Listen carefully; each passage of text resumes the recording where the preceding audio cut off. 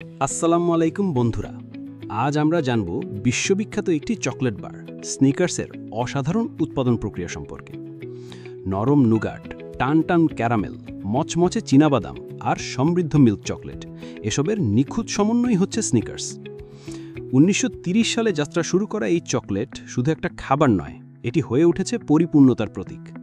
প্রত্যেক হ্যালোইনে শিশুদের পছন্দের শীর্ষে থাকে এই স্নিকার্স। অনেকেই জানেন না, স্নিকার্স নামটি এসেছে মার্স ইঙ্কের প্রতিষ্ঠাতা ফ্র্যাঙ্ক সি মার্সের প্রিয় ঘরার নামে।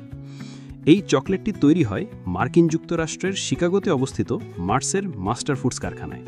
এই একটি ফ্যাক্টরি যুক্তরাষ্ট্রে বিক্রি হওয়া স্নিকার্সের 45% তৈরি করে। কারখানাটি 6 লাখ বর্গফুট জায়গা জুড়ে বিস্তৃত এবং প্রতিদিন লাখ লাখ বার তৈরি হয় এখানে। প্রক্রিয়াটি শুরু হয় বিশেষভাবে তৈরি মিল্ক চকলেট দিয়ে, যার গঠন এমনভাবে তৈরি যে এটি সহজে গলে যায় না, কিন্তু মুখে দিলেই গলে যায়।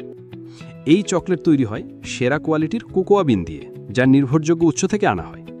কারখানায় আসার পর এগুলো বিশেষ ফ্লোর সিস্টেম দিয়ে রোস্টিং চেম্বারে পাঠানো হয়।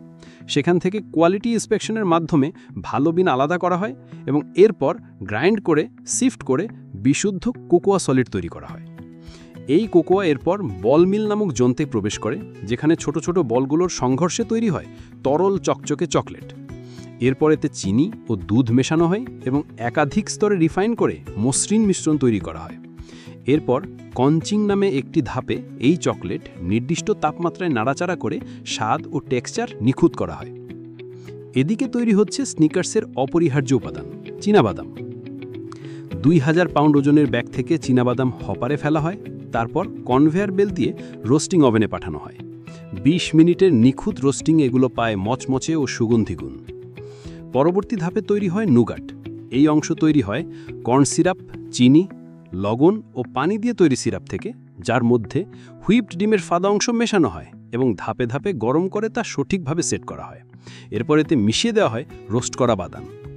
এরপর তৈরি হয় ক্যারামেল। একটি বড় ভ্যাটে কর্ন সিরাপ, মাখন, কনডেন্সড মিল্ক, চিনি ও লবণ গরম করে ক্যারামেলাইজ করা হয় এবং শেষে এতে যোগ করা হয় ভ্যানিলা ও ইমালসিফায়ার। তাপমাত্রা ও আর্দ্রতা নিয়ন্ত্রণ করে প্রতিটি স্তর নিখুঁতভাবে প্রস্তুত করা হয়।